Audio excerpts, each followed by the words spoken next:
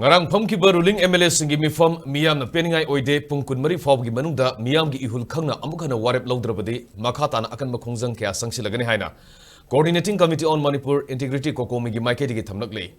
ruling MLA singi mifam adu loibaga ngarang ahing nongyai matung pung taranithoi makhairom tabada khwairamban ima kaichelda wakat khongjang changsinduna leiriba Cocomi gi coordinator TH Somarendrona illegal immigrant oiriba kuki khulai paibalup kene gi mathakta Paktaknana mass operation Sathagadabani Haiba Cocomi gi wafum gi onatena bada ngarang gi mifam da laukiba Warep penningai oide kuki gi lalolup singna Lainaramba su lengana handokiba leivana center lengana akagdaba matam gi manungda suspension of operation su handoktaba thoklabade NDA lengaktagi tokani haiba firep Loubiyu haikiba Cocomi gi wafum lumna lauraktaba laibak thibani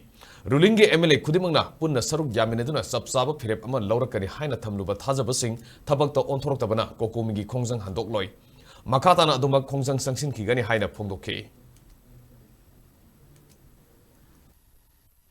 Manipur lengakna sabsaba phirep ama Manipur miyamna pamba adugumba wakol duda phirep logdabdi haiba oi taksinuna lakuni adugu ahoina yamna positive oina torkani aina khalludu yamna ona tainaba ama thogle haibidi ngasi koigi NDA gi koigi MLA sing amadi minister sing lokiba warep ta yamna piningai oidaba koigi apama mongda lawrakre koina pambadi su da laiba mayamsi su withdraw torga maruina UPF ni kenosi mass operation tatarga military crackdown ama India lengakna military sing mathakta sathagadabni maramdi makoije foreigner gi military sakani ado koida landarakpani haibidi maram orga makoida adu warep tu Loubiyu haibida makoina madu on tainana lawpodagi koina 7 days de lawi abudabu maduda yauri ba motor ba mi adu khaktang lawre haibi mongda 7 days mu puthokadami haibida maram orga madu yaningde koina pamdre India government su haiba su group singdo withdraw torga makoigi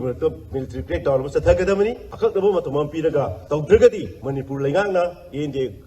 MLA singina koigi India dei tokani haiba firep Loubiyu adu akakdabo matam review haibidu madu on tainabada makoina madu tawdre koigi only military responsible na haira sidasu madu yaningda makoida lere aduna maram orga karigumba hayeng manungda heng pun kubarigi manungda koina masi review torga miyam gi apama mongda tokpragadi akoida tongan ba Manipur ki leiba lenga ki loisan kudimak central loisan kudimak koi boycott tongno thingma horani